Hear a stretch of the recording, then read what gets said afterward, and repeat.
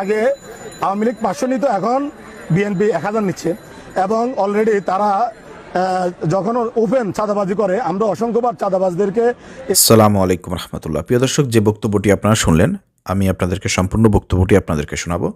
দেখেন, তারেক রহমান তিনি কিন্তু দেশের বাইরে বসে অনেক কথা বলতেছেন, তার নেতাকর্মীদেরকে সতর্ক করতেছেন, বলতেছেন আগামী নির্বাচন খুব কঠিন হবে, যারা আপনার এই ধরনের কাজকর্ম করতেছে, চাঁদাবাজি করতেছে তাদেরকে ধরিয়ে দেন, তাদেরকে বহিষ্কার করা হচ্ছে। অলরেডি অনেক 400-500-1000 মানুষকে বহিষ্কার করা হয়েছে, বিএনপি ছাত্রদল মিলিয়ে সব মিলিয়ে অনেককেই বহিষ্কার করা হচ্ছে। আমি যেটা বলতে চাই, বুঝছেন, এরকমের যদি অপরাধের কারণে যদি বিএনপির আপনারা নেতাকর্মী যদি এভাবে বহিষ্কার করতে থাকেন, একসময় কিন্তু বিএনপিতে কোনো নেতাকর্মী থাকবে না। তার মানে বুঝতেই পারতেছেন যে বিএনপিতে যারা করে, বিএনপি যারা করতেছে, তারা প্রতিটা মানুষই একসময় না একসময় এইভাবে তারা অপকর্মের সঙ্গে জড়িয়ে যায়। কারণ তারা দুনিয়াবি একটা দল করে, দুনিয়াবি দল হচ্ছে একটা আপনার এই বিএনপি।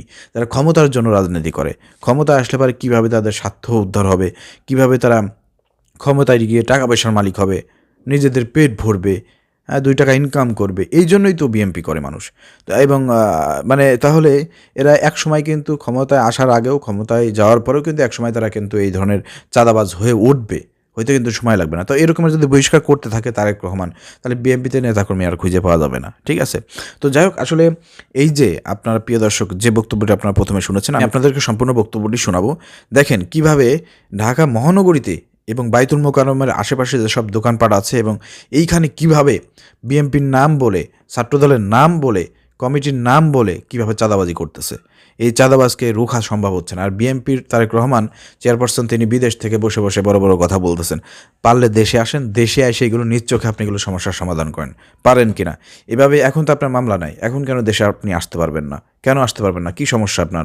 এখন দেশে আসেন, দেশে এসে দেখেন আপনার নেতাকর্মীরা আজকে আওয়ামী লীগরা যত জায়গা চাঁদাবাজি করতো, প্রত্যেকটা জায়গা দখল করে আজকে বিএনপি ছাত্রদলের লোকজন চাঁদাবাজি করতেছে। এটা অসত্য কোনো কিছু না, এটা সত্য নিউজ এবং এটা সবার সামনে ঘটতেছে। আগামীতে এর জবাব জনগণ দেবে, অবশ্যই বিএনপিকে এর জবাব জনগণ দেবে। প্রিয় দর্শক, চলেন আমরা বক্তব্যটা শুনে আসি। আমরা অসংখ্যবার চাঁদাবাজদেরকে এই এলাকাবাসী মিলে আমরা ধরি এবং ধরে বিএনপির যে কেন্দ্রীয় নেতারা তাদেরকে বিষয়গুলো আমরা অব্যাহত করে জানাই যে আপনাদের নাম দিয়ে সরাসরি চাঁদাবাজি করে। এর আগে আমি অলরেডি মজনু ভাইকে, সরাসরি মহানগরের নেতা মজনু ভাইকে জানিয়েছি এই জিয়ার বিষয়, যে জিয়া এখন পালিয়ে গেছে আপনাদের হাত থেকে, সবার হাত থেকে ছুটে।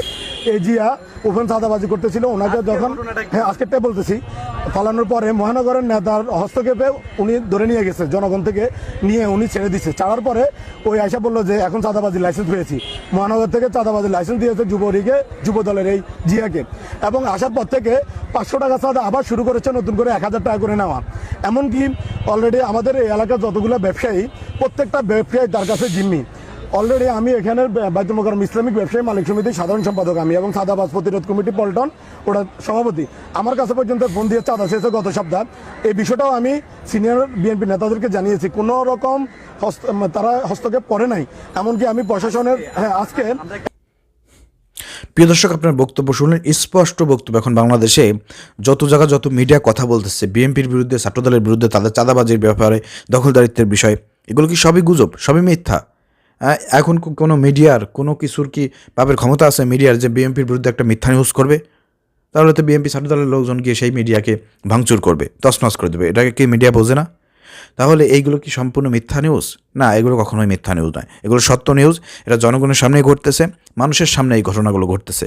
অতএব এগুলোকে অ্যাভয়েড করার কোনো সুযোগ নাই। আমরা টকশোতে দেখতেছি বিভিন্ন সময় বিভিন্ন বিএনপির লোকজন, ছাত্রদলের লোকজন অনেক বড় বড় কথা বলতেছে, এন বলতেছে, তেন বলতেছে যে আমরা করতেছি না এই সেই, কিন্তু আসলে প্রকৃতপক্ষে এগুলো করতেছে।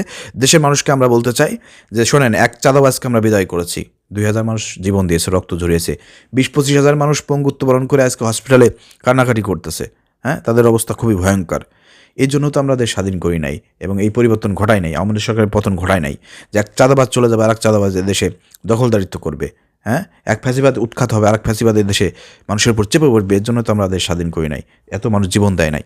অথবা আপনাদেরকে সিদ্ধান্ত গ্রহণ করতে হবে, আগামীতে চাঁদাবাজ হয়ে উঠতে পারে, অথবা চাঁদাবাজি শুরু করেছে, ফ্যাসিবাদ হয়ে উঠতে পারে, অথবা ফ্যাসিবাদী কায়দায় মানে দল পরিচালনা করতেছে, ফ্যাসিবাদ হওয়ার প্রচেষ্টা করতেছে।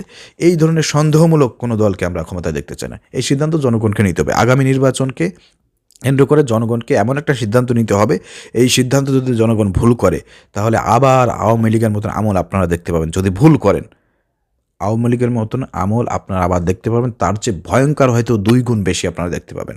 অপেক্ষা করেন, ঠিক আছে? অতএব সিদ্ধান্ত আপনাদেরকে নিতে হবে, সঠিক সিদ্ধান্ত। ভিডিও শেয়ার করে দিন। আসসালামু আলাইকুম রহমতুল্লাহ।